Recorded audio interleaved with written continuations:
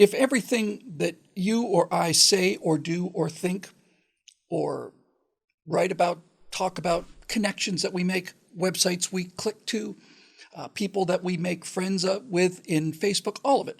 If all of the interconnectivity of the web that is the entire nervous system of 21st century is controlled by people who have a clinical inability to form human connections and to be able to empathize with other positions, then we are not going to win an argument of persuasion. There's only one way to stop this, and that is to break them up, is to break up this monopoly that is controlled by people who don't particularly care for people. Interesting, isn't it, that all of these social networks, all of these things that were designed to link people together, and in fact did, what Facebook was supposed to be, what it was, and what YouTube was, a place for people to put their own experiences on the web for other people to see. Facebook is a place to find out what your cousin who you haven't seen in 7 years is doing. Google used to be a way to find information in a perfectly dispassionate manner. All of these things started out as noble and good things. But as they began to develop more and more power, and as they began to get more and more stratified and fossilized in their thinking, these social networks became really, genuinely, without hyperbole here, anti-social networks. They are now circuit breakers that are designed to prevent the communication of people with differing opinions. They're designed to cut that connection.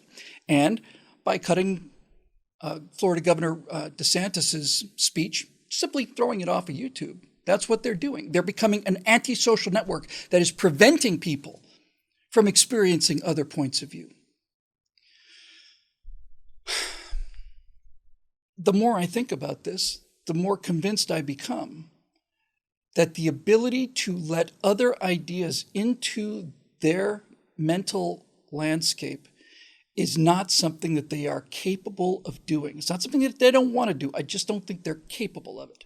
If you go into red state America, what you find is a country with no gun violence, very little crime, if any, very little, if any, racial intolerance, law and order, the ability to walk the streets at night in safety. That's red America. And if you take blue America out of red America, in terms of statistics, the United States becomes essentially the safest place in the world. I covered this in one of my firewalls that I like very much called Number One with a Bullet, which we're linking to below. Number One with a Bullet has the actual statistics.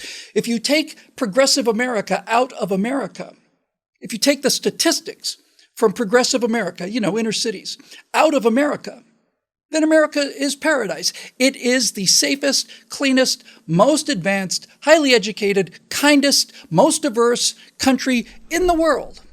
And now we get down to the root of the actual mental illness here. Because what's actually happening is people are driving themselves crazy by believing that a fictional enemy is creating a problem that only they can solve. But since the fictional enemy is, fictional, there is no practical way to solve this problem, which is why again and again and again and again and again and again and again and again and again, I think without exception, every time you hear about Nazi writing on a wall or anti-black graffiti on a college campus or somebody being beaten up and harassed by Trump supporters because they're gay or black, every single time, it is a progressive acting out of frustration because the enemy that they have pinned their entire mental ill philosophy on doesn't exist. And so they have to be created.